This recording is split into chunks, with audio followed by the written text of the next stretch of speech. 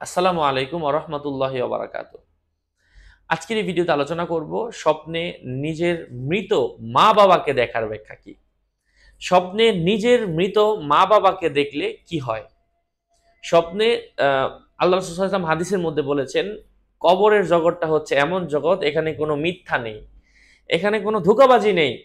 এই কবরের ব্যাপারে আপনি যা দেখবেন সেটাই সত্য বলে ধরে নেওয়া হবে। সুতরাং তাদেরকে যদি আপনি ভালো অবস্থায় দেখেন, গুড।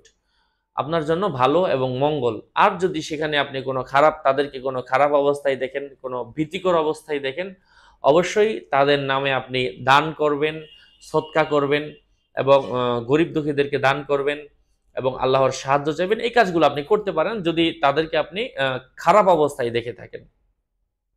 কারণ কোরআনের খতম দেওয়া, কারণ সেটা হচ্ছে এমন জগৎ, সেখানে তো কোনো ধোঁকা নেই, এটা হাদিসের মধ্যে এসেছে। সুতরাং সে কি ব্যাপারে কিছু দেখলে এটা অবশ্যই খারাপ, দেখলে খারাপই হতে পারে। তারপরে আপনাদেরকে আমি আরো বলবো, যদি আপনি আপনার নিজের মা-বাবার নামে দান করতে দেখেন, তো অবশ্যই আপনার উচিত আপনার সন্তান যদি থেকে থাকেন, আপনারা বাবা-মার নামে দান করে দিবেন।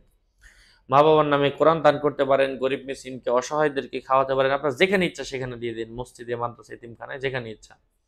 যাই হোক, এবার যদি আপনি দেখেন আপনার মৃত মা-বাবা আবার জীবিত হয়ে আসছে, তো এটা কখনো কখনো আপনার ভাগ্য খুলে যেতে পারে। আপনি যদি দেখেন আপনার মৃত মা-বাবা আপনাকে তার কবরে যাওয়ার জন্য ডাকতেছে, তো সেক্ষেত্রে এই স্বপ্ন দেখার অর্থ হচ্ছে আপনি যদি দেখে থাকেন আপনি নিজে অসুস্থ হবেন। যদি আপনি এই স্বপ্ন দেখে থাকেন যে মৃত ব্যক্তি সাথে আপনি বসে খাচ্ছেন অথবা মৃত ব্যক্তির সাথে হাঁটতেছেন, মৃত ব্যক্তির সাথে কাজে গেলেন, শপিং করতে গেছেন, কোনো কাজ করতেছেন, পরামর্শ করতেছেন, তো এই স্বপ্ন যদি দেখেন, তো সেক্ষেত্রে কারো কারো মতে এই স্বপ্ন দেখা সে নিজে কোনো গুরুতর কাজে আত্মনিয়োগ করবে।